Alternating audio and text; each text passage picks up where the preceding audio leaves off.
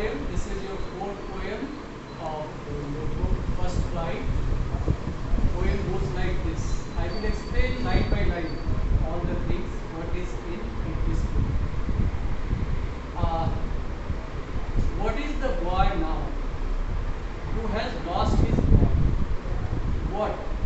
What is he to do? यहाँ कवि कह रहे हैं कि अब वो लड़का क्या है, बच्चा क्या है जिसका कि बॉल खो गया। यहाँ पर एम्फेसिस इस बात को कहने के लिए इसको रिपीटिशन कहते हैं। एक ही वर्ड लगातार दो बार आ जाए इसको क्या कहा जाए, ये पोएटिक डिवाइस है, इसको क्या कहा जाता है, रिपीटिशन है ना। what is he to do? I saw it go merrily bouncing down the street. गेंद छोटा हुआ, अब यहाँ गेंद के लिए जो है मेरिली कह रहे हैं, उसको पर्सोनिफाई करते हैं। गेंद तो कोई, तो वो जा रहा है स्ट्रीट पर and then merrily over there it in the water, और पानी में छलांग खुशी पानी में चला गया। तो ये क्लियर है। अब ये लड़का क्या है, बच्चा के लिए गेंद बहुत ये चीज़ है, और छोटा बच्चा है, पहली बार कोई चीज़ उसका उससे दूर उससे चला गया, जैसे कि वो बहुत इंटीमेट था उससे, है ना, बहुत प्रिय। No use to say O there are other balls. Balls कह रहे हैं कि ये कहने का कोई फायदा नहीं है कि दूसरे बॉल है, दूसरा बॉल है, क्योंकि बॉल सिर्फ बॉल नहीं है, बॉल के साथ उसका बहुत सारा इमोशंस भी जुड़ा हुआ है ना, कितने दिनों तक उसके साथ खेला। और यहाँ बॉल सिंबॉलिक है। बॉल क्या है, सिंबॉलिक है। लाइफ में जो लॉस, बहुत सारा चीज़ आदमी खोता है उसके बारे में, और ये बच्चा के लिए पहली बार है कि कोई चीज़ खो रहा है। आदमी कोई चीज़ खोता है और उससे कैसे बाहर निकलता है, इसी के बारे में ये पोएम है। और बच्चा ये सीख रहा है, ये पहली बार उसके लाइफ में हुआ है कि कोई चीज़ उसका खो गया है ना।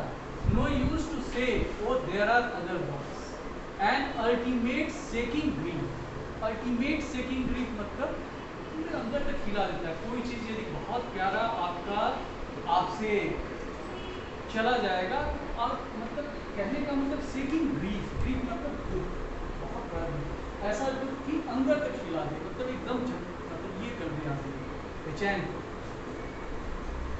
ग्रीफ फिक्सेस द बॉय, है ना, उसके अंदर में एक बहुत ही गहरा दुख, क्योंकि पहली बार लाइफ में कोई चीज़ खोया है। अभी वो जानता ही नहीं कि खोना क्या होता है, खोने का मतलब क्या होता है, जिंदगी सीखेगा, है ना। All his young day into the harbor where the ball went. कहाँ उसका सारा, नहीं एक लाइन छूट गया। As he stand rigid, trembling, staring down. डरा हुआ है, उसका चीज चला गया है ना। वो देख रहा हालों में, पानी में नीचे देख रहा है वाटर में कि मेरा गेंद वहाँ है, और वो उसको पा नहीं सकता है, उसको किसी भी तरह से अपने पास नहीं ला सकता है ना। अब वो उससे क्या हो गया, अलग हो गया है, अब वो उसका नहीं हो सकता, एक लॉस। तो वो काफी मतलब उससे क्या है, दुख में, ग्रीफ में, है ना। As he stand rigid, trembling, staring down, all his young days into the harbor where the ball, वहाँ पर सारा उसकी यादें हैं कि कैसे इससे खेलते थे, कैसे इसको मारते थे, है ना। उसको हो सकता है लेके साथ में सोता होगा, लेके साथ में सोता नहीं होगा। कोई चीज़ प्यारा रहता है तो लगता है कि उसको हम अपने से बात करने में 1 मिनट के लिए भी दिक्कत होती है ना। जिस चीज़ में आदमी को अटैचमेंट इसको हम कहते हैं, तो ये अटैचमेंट, ये देखना पड़ेगा, लड़का को समझना पड़ेगा कि किसी चीज़ के प्रति इस तरह का अटैचमेंट लाइफ में मुश्किल हो सकता है ना। यहीं पर समझा रहे हुए कि वो उसका सारा इमोशंस उसमें है। ये नहीं है कि वो सिर्फ एक बॉल है, बॉल के साथ साथ उसकी सारी यादें, उसका प्रेम, उसका जो उसके साथ है इंटीमेसी, सारा चीज।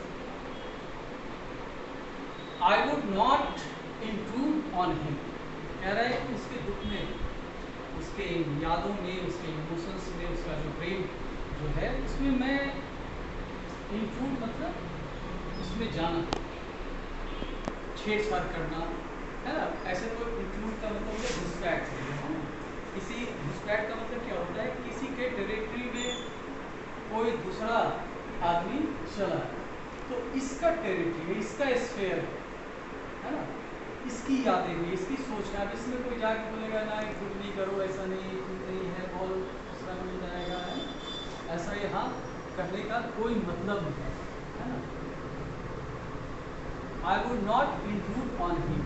और डाइम एक करेंसी है यूएसए में, जो छोटा करेंसी होता है डॉलर।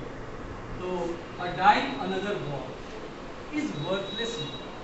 ये कहें कि बॉल तो थोड़ा सा पैसा मिल जाएगा, इस बॉल के लिए इतना दुख करने का क्या जरूरत है ना। ऐसा नहीं है। अब कोई दोस्त है, अब दोस्त के साथ अगर दोस्त पार्ट हो गया तो कह सकते हैं कि दोस्त फिर मिल जाएगा, है ना। फिजिकल चीज होता है मगर उसके साथ हम लोग इमोशनली अटैच हो जाते हैं। दोस्त भी तो फिजिकल ही चीज है ना। तो मगर अटैचमेंट हमारा उसके साथ हो जाता है पूरे तरह से, ठीक है। तो कह रहे हैं कि ये कहने का कोई फायदा नहीं है। A dime another ball is worthless, तो इसका मूल्य नहीं है। जो उस बॉल से प्रेम है वो दूसरा बॉल उसको फुलफिल नहीं कर सकता है। इस अब लाइफ में देखो ना, माँ है, पिता है, भाई है, बहन है, बहुतों का परिवार में ऐसा होता है कि अपने बहुत प्रिय जो है जब जाते हैं तो उसका रिप्लेसमेंट नहीं हो सकता है, असंभव। उसी तरह से यहाँ बॉल सिंबॉलिक है। यदि लाइफ में जो चीज़ आपका खो गया फिर वापस नहीं मिल सकता, है ना। मगर ये चीज़ अभी बच्चा नहीं समझ रहा है कि ये जिंदगी ही है, ये जिंदगी ही है। जिंदगी इस चीज का नाम है, सेपरेशन का नाम है। आप हम यदि अपने बचपन से उठा के देखें तो जो जो दोस्त हमारे साथ था, जो जो दुनिया मेरे साथ था, आज तो नहीं, सब कहाँ चला गया पता नहीं। मगर शुरू में दिक्कत होता था, बहुत ज़्यादा दिक्कत होता था किसी भी चीज़ को छोड़ने में। मगर अब तो लगता है कि ये तो यूजुअल है, लाइफ है, ये लाइफ का एक पार्ट है। सेपरेशन ही लाइफ का रियलिटी है। इवन अपना शरीर जो है आदमी का जिस तरह का है वो नहीं रह जाता है ना, वही आदमी से अलग हो जाता है। तो बॉल और दुनिया और बहुत सारा चीज तो हैं। ही सेंसेस फर्स्ट, यहाँ पर स्पेलिंग एरर है, फर्स्ट है ना, फर्स्ट रिस्पॉन्सिबिलिटी।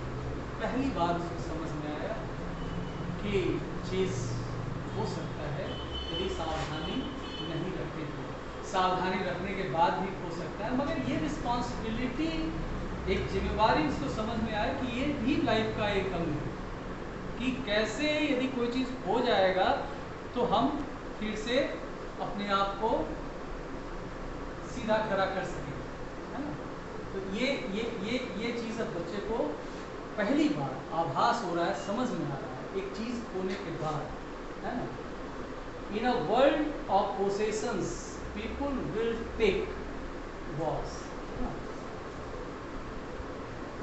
जहाँ आदमी कोई चीज़ पोसेस करेगा वहाँ ये चीज़, पोसेसन जहाँ है वहाँ ये चीज़ होगा ही नहीं, छोड़ने का। यदि पोसेसन नहीं है तब फिर सेपरेशन का सवाल ही नहीं होता। हम पोसेसिव हैं ये वाटर बॉटल के प्रति, हम पोसेसिव हैं अपने स्टूडेंट के प्रति कि हमारा स्टूडेंट हमारे लिए इस तरह से बोलेगा, इस तरह से बात करेगा, हमारा रिस्पेक्ट करेगा। ये पोसेसिव होना होता है, कुछ एक्सपेक्टेशन और ज़्यादा इंटीमेसी जिसके बिना रहा नहीं जा सकता। इस तरह का यदि पोसेसिव नेचर है तो स्वाभाविक है कि कष्ट, मगर जिसको है ही नहीं, पोसेसन का कोई सवाल ही नहीं उठता है, तो उसको फिर सेपरेशन भी, उसको लॉस का भी कोई सवाल ही नहीं उठता है कि उसका कुछ लॉस हो। जो कुछ पोसेस करेगा उसका कुछ लॉस होगा, जो पोसेसन कर ही नहीं रहा है उसका लॉस भी नहीं होगा, है ना। मगर ये पूरे संसार में सभी लोग इसी में लगे, ये मेरा है, ये मेरा है, ये मेरा है, this is my, this is my, this is my, this is my, ये सारा। तो यहाँ पर तो बॉल आपका जो है वो बॉल आपसे, बॉल कहने का मतलब जिस चीज़ से आप प्रेम कर रहे हो वो चीज़ आपसे अलग होना ही होना है। ऐसा कोई नहीं है जिसका कि परमानेंट हो। इवन प्रेम जिसको हम कहते हैं, तो वो भी तो लास्ट में खत्म हो जाना है, बुढ़ापा आ जाना है, एक को पहले मरना पड़ेगा, एक को, ऐसा थोड़ी होगा कि दोनों एक ही बार में मर, नहीं होगा ना, ठीक है। In a world of possession, people will take balls. Ball will be lost always. हमेशा जो भी चीज पोसेस करोगे उसको तुमसे अलग होना ही होना है। It is the nature of possession. ठीक है, ये संसार का नियम, जो आपका है वो नहीं रहेगा, ये तय बात। आज है कल नहीं, ठीक है। Balls will be lost always, little boy, and no one buys a ball back. क्या है?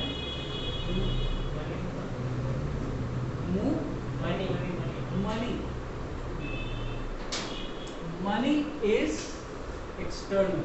कहता है कि बॉल जो इमोशन है वो आपका इंटरनल है, और बॉल जो है मनी से आएगा, मनी जो है वो एक्सटर्नल है। तो मनी कैसे कोई चीज को खरीद सकता है, प्रेम को कैसे खरीद सकता है ना? कोई भी इमोशन आइटम जो है उसको मनी तो नहीं खरीद सकता। चीज खरीदा जा सकता है मनुष्य, मगर बॉल सिर्फ बॉल नहीं है, बॉल में इमोशन है आपका, सारा चीज भी आदमी वो तो नहीं कोई बात, वो तो गया, कोई दुनिया का कोई आदमी भी नहीं। And no one buys a ball back. Money is external. Money जो है फिजिकल चीज को ही खरीद सकता है ना? एक्सटर्नल कहने का मतलब है वो आपके इमोशन को नहीं खरीद सकता। किसी हम पैसा दे के किसी का प्रेम नहीं खरीद सकते। पैसा दे के उसको नौकर बना सकते हैं, सर्वेंट बना सकते हैं ना, उससे काम करवा सकते हैं फोर्सफुली, मगर उसके इमोशंस को हम नहीं खरीद पाते। He is learning well behind his desperate eyes. ये व्यक्ति डेस्परेट मतलब वो सीख रहा है चीजों को, समझ रहा है चीजों को, ऐसा होता है। The epistemology of loss. Epistemology means nature of knowledge. तो लॉस क्या होता है इसका ज्ञान, उसको अब धीरे धीरे हो रहा है कि चीजें जाता है, जो चीजें हम कोशिश करेंगे निश्चित रूप से उसको जाना तय है। कुछ भी हो, एनीथिंग, घर मकान जो भी हो, नहीं रहने वाला। यदि रह भी जाएगा तो फिर भी अंतिम में मरते समय आपका सब खत्म होना ही है, तो इसलिए नहीं रहेगा, ठीक है। Knowing what every man must one day know, ये चीज जानना ही है, और हर आदमी इस चीज को सीखता है, जान जाता है। And most know many days, और सब लोग इस चीज को जान जाते हैं कि दुनिया यही है, दुनिया में जो मिलता है वो छूटता है। आई थिंक यू हैव, किसी को कुछ पूछना है इसमें तो पोएम में नहीं, कोई वर्ड फ्रेज या कुछ ऐसा चीज जो नहीं समझ में आया हो। ग्रीफ, ग्रीफ मीन्स सॉरो है ना, ग्रीफ दुख को कहते हैं ना, बहुत इंटेंस जो फीलिंग है दुख का, उसको ग्रीफ कहते हैं। Anything else? अच्छा, ये ब्लैंक वर्स पोएम, इसमें कोई ये नहीं है, क्या कहलाता है वो, रिदम नहीं, राइम नहीं, राइम स्कीम इसका क्या है, ब्लैंक वर्स है, कोई लाइन किसी से ये मैच नहीं कर रहा है। अच्छा, इसमें एलिट्रेशन आप लोग जानते हैं, what is alliteration? Repetition of consonant sound at the beginning, इसको कहते हैं एलिट्रेशन। एलिट्रेशन इसमें खोजिए कहाँ पर है।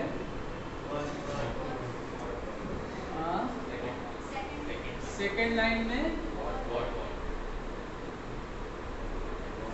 नहीं नहीं, ये इसके अलावा ये तो रिपीटिशन में आ जाए, इसको रिपीटिशन कहें। एक ही वर्ड दो बार आ गया, इसको रिपीटिशन कहें। अच्छा, ऊपर नीचे यदि आ गया, यहाँ भी ये लाइन भी शुरू हुआ है वर्ड से और ये लाइन, इसको एनाफोरा कहें। क्या कहते हैं? एनाफोरा कहें, है ना। और एक लाइन बिना एंड किए हुए पहला लाइन में without any punctuation it goes to another line, that is called enjambment. ENJAMP enjambment, ठीक है। और अभी इसमें खोजते होगा, इसमें कहीं कहीं एलिट्रेशन है, हम याद नहीं आ रहा है, देखो इसमें कहाँ पर है। यदि एक ही तरह का वर्ड से, अब यहाँ भी रिपीटिशन है, इसको क्या कहेंगे? रिपीटिशन कहेंगे, है ना, ठीक है। और सिंबॉलिक तो है ही, तो सिंबॉलिज्म भी है इसमें, पर्सोनिफिकेशन भी बताया इसमें की है ना। ये सब क्या कहलाता है? Poetic device. What is poetic device? Poem को और सुंदर बनाने के लिए, है ना, to make it beautiful, rhythmic and all other things, उसमें पोएटिक डिवाइसेस यूज किए। ठीक है, तो तुम लोग, हमको लगता है कि समझ गए हो, है ना। क्वेश्चन आंसर इसका बाद में डिस्कस करेंगे नेक्स्ट वीडियो में।